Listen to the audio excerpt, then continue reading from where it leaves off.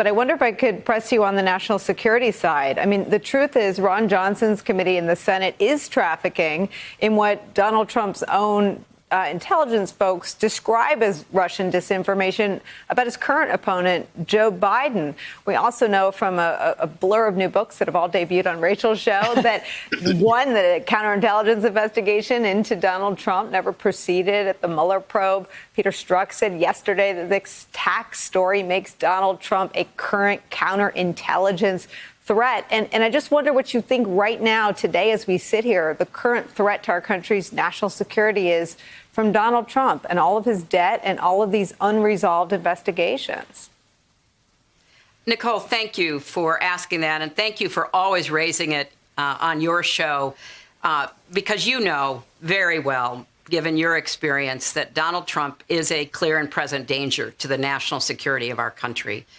He has demonstrated repeatedly that his first allegiance is not to the United States of America.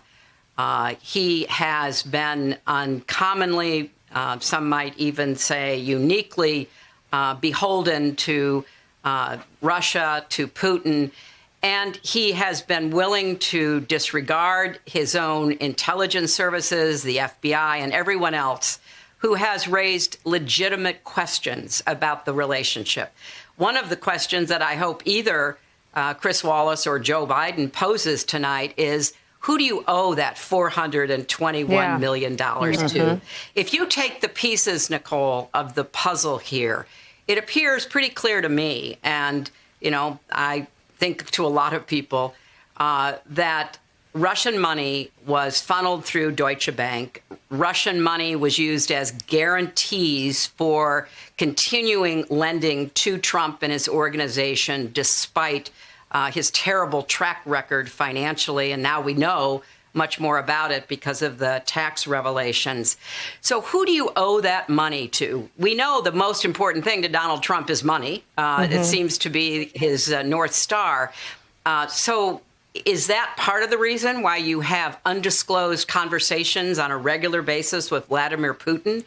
Is that part of the reason why you do his bidding in undermining the EU, NATO, our friends and alliances? If we don't take that threat seriously, and I hope the American people do, this is, you know, not some foreign policy luxury. This is a necessity for us to get right. And the press, I hope, stays on it. Then the danger that he poses continues all the way up until the time he leaves office. And it was always something that I worried about back in 2016. It has been something I've continued to worry about. And the fact that there was never a counterintelligence investigation, there was never a follow the money investigation. The two big pieces of the puzzle are yet to be fully revealed, but we know enough to see the shape of it, and it's a very frightening one.